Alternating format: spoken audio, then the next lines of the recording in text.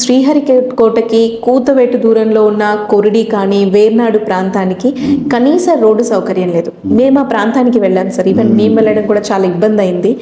ఆ టైంలో అక్కడికి వెళ్తే మీ గురించే మాట్లాడుతున్నారు. ఇంతవరకు ఏ లీడర్ కనీసం మమ్మల్ని వచ్చి చూసింది లేదు. కేవలం వరప్రసాద్ సార్ వాళ్ళు మాత్రమే వచ్చారు. అండ్ ఇక్కడ వాటర్ ట్యాంక్ తెచ్చింది కూడా సరే అని మాకు మీ గురించి చాలా గొప్పగా చెప్పారు. బట్ ఇప్పుడు వాళ్ళు పెడుతున్న కండిషన్ ఏంటంటే, మాకు ఎవరైతే రోడ్డు వేపిస్తారో వాళ్ళకే మేము ఓటేస్తాం, లేదు అంటే ఇలాగే ఉంటాం.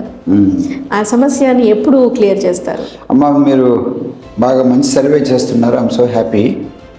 దాన్ని వాళ్ళు వెరీ ప్రొఫెషనల్గా చేస్తున్నారు. మీరు ఇంకా అంత దూరం వెళ్ళి అంతమందిని కలిసి మాట్లాడి, అది తూలూరుపేట సబ్వే విషయం కానివ్వండి, కాలింగవాటర్ గ్రాయిన్ విషయం కానివ్వండి, లేదా కొరిడి దాని రోడ్డు విషయం కానీ వెళ్ళి వాళ్ళని అడుగుతాను. నేను వస్తున్నానండి, మరి లాస్ట్ 5 years నేను లేను కదా, సో ఈసారి ఆదరించండి, వచ్చిన తర్వాత చేస్తాను, నా మీద నమ్మకం ఉంటుంది వాళ్ళకి.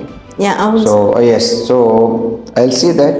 ఇంతవరకు నేను కేంద్ర ప్రభుత్వం నుంచి ఏమన్నా నిధులు తీసుకురావడం, లేదా ప్రజలు ఆదరించి చంద్రబాబు గారు ముఖ్యమంత్రి అయితే సో ఆ రోడ్ తీసుకొస్తాను. It's very genuine. ఎందుకంటే నేను 2-3 సార్లు ప్రసవంలోనే ఆటోలో ప్రసవం జరిగిపోయింది, చాలా ఇబ్బంది పడిపోతున్నారు. 1-2 సార్లు ఆటో కూడా బోల్తా పడిపోయింది.